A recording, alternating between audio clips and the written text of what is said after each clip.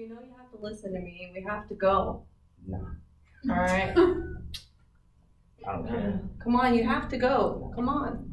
You, I'm gonna have to call 911. do what you gotta do. Hello? Hi. Yeah, I have a brother. He's not all there. He's kind of mentally ill and I can't get him under control. He won't come with me. Can you guys come down here and help me out? Unit 416 responding to identity. Maybe she doesn't have a call. Yes, I need to find my brother. He didn't want to listen to me. He didn't want to come with me. And I know he's somewhere right here in alcohol. How you doing today, sir? Good, what you want? Not much. I'm just coming to check in on you. Your sister gave us a call, wanted to make sure that you were handling everything. I don't know what she's talking about. She's wilding right now. Sir, you really? Should you think you should be doing that right I in do front what I of me? want. Leave me alone. I didn't do nothing. Sir, we're just gonna have to ask you to get off the premise and come with your sister, alright? Not happening. Back up. Sir, do not get hostile. I don't care. Sir, put down the What you doobie. doing, nigga? Get down on the What ground. you doing? Get down on the ground, sir. Nah. Pop! What the fuck did you do? What the fuck? You know your rights. Get in the handcuffs. Get out of here. Go. Go. You've been in these before. Sit down.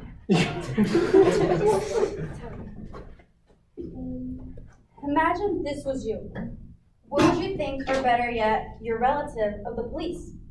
This role actually played a real event on September 27, 2016 on Broadway Welcome Home.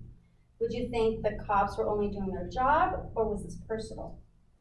Last semester in my sociology class, I was introduced to this topic and instantly wanted to learn more. My professor, Julio Soto, was nice enough to help me gather information to present to you, as well as introducing me to Dr. Tana Stark, a lead multicultural professor at San Diego State University, who also helped me realize so much information that the social injustice has a connection with the mass incarceration of sending innocent men to prison. Today we have the issue of the white policeman shooting an innocent colored man. When you hear that, most of us may think that this policeman is racist. But what if I told you that the government is training them to be racist? So today, I will be talking to you about the new Jim Crow, what police brutality is, the media, who Brian Stevenson is, and an action plan that we can do as students to help build awareness. I put this quote from Michelle Alexander. She is a civil rights activist who says, "We haven't ended racial case in America, we've only redesigned it." And I say that because who knows what the old Jim Crow was. Okay, not a lot of you. Well, the old Jim Crow, after slavery ended, they felt the need to be treated like animals. And they told them that they don't belong, that they are nothing, so they must be treated like nothing. So they were hanged, and people will gather around like if there was a social event. But then they decided that it was just way too inhumane. So I say that they redesigned the lynching and they put them away in behind bars. So now they're killing them slowly, which brings us to the new Jim Crow. So what if I told you that it was the government's whole idea in the beginning to start the war on drugs just to give them an illegitimate reason to incarcerate African Americans? The new Jim Crow was a racial case system that created two separate societies. So for example, black and whites couldn't ride the train together. They couldn't sit in the same waiting room. They couldn't sit in the same theater, attend the same schools, or even eat in the same restaurant. In fact, little before the African Americans were stolen, enslaved, and treated less than animals on a farm. They were dehumanized and viewed as animal property. The government used this excuse to put away colored skins. So the Congress passed the 13th Amendment, where slavery was abolished except as punishment for a crime. So, in a new book, The New Jim Crow by Michelle Alexander, she states how we used our criminal justice system to associate criminality with people of color. And this plays a major role in police enforcement. So take, for example, Martin Luther King. He was a social activist, and a leader of the African American civil rights movement.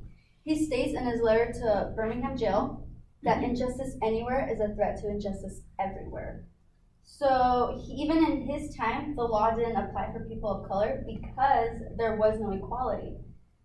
He experienced police brutality just like his followers were beaten and killed. So would you believe that the justice in their community was actually being served? So here's the statistics of how of all men, 1 out of 9 men are incarcerated. And then in black men, 1 out of 3 men are incarcerated. So I found this quote by a sociologist called William Julius Wilson. And remember this: we should not be able to go to a hospital ward and look at healthy newborn black babies and be able to tell that 1 out of 3 will end up in jail. So what pops in mind when you see a black man walking by? Do you see a scholar, a lawyer, future president perhaps? Let's face it, we all have a perception. When you see a black or colored person, whether we like it or not, unfortunately, there is an image we think of. We assume that's what they are. The media makes them perceive the image that they aren't people, so they came as nothing, so they are to be treated like nothing. So now in 2017, through social media, we see all the injustice African Americans face. We know that on TV, movies, you see black folk, they show them that they're doing drugs, they rape women, and even they die first in action movies. But let me tell you, that is not necessary. That is not considered black culture. But lots of times we think that. For those who didn't know the history and all you see are the movies of how they are looked at, it's obvious that's all you're going to think of them, that they deserve to be in jail. But no, they remember that the government controls what you watch on TV. They own the media. They decide what goes on there. So you in your mind only see certain groups of people in a certain light. You believe that's how people are, that's just human nature. So that is why you should learn and build awareness for yourself. You know what is really going on. For instance, Bryan Stevenson. He is a public interest lawyer. He dedicated his career to help the poor, incarcerated, and condemned. He took on challenges to eliminate excessive and unfair sentencing, absolving innocent prisoners on death row, and aiding children that are prosecuted as adults. You can find his TED Talk on YouTube, and it's called Let's Talk About an Injustice. And there he states how the United States now has the highest rate of incarcerating in the world. He mainly focuses on the fact that it is the only country where we sentence 13-year-olds to die in prison. As individuals, we don't judge those for being black, white, or pink. We all are the same. We all bleed red.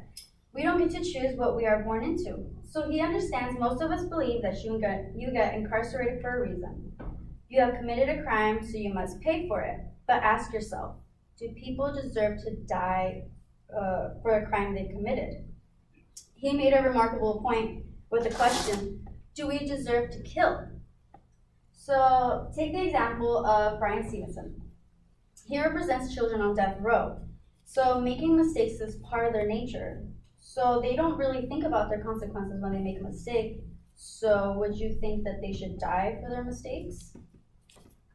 As I see it and how the world is being manipulated to think, if someone stabs an innocent person, I guess it only makes sense for the United States to stab that person back, right? And here is the statistics of how the United States has the most incarcerated than any other country. So what can we do to help? Can we bring and build awareness to the community about Black and brown lives? Can we bring awareness about police brutality that has increased with people of color? Can we as students do a quiet protest on campus and bring awareness? We can promote cultural competency.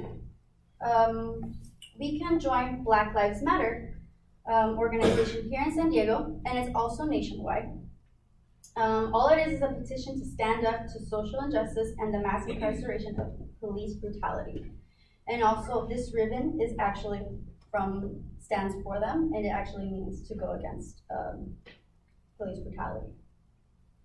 So we can bring awareness to this problem that will help stop the silence of this matter. So today I talked to you about the new Jim Crow, police brutality and how the media is affecting us, Brian Stevenson and his fight on the injustice of children being trialed as adults, and the action plan that we as students can help bring awareness. So we all have different perspectives on injustice in this world. When we hear that the United States has more incarcerated than our population or sending children on death row, is it really the power of justice being served? Think about that for a moment. As I mentioned earlier, Martin Luther King quoted, "Injustice anywhere is a threat to justice everywhere."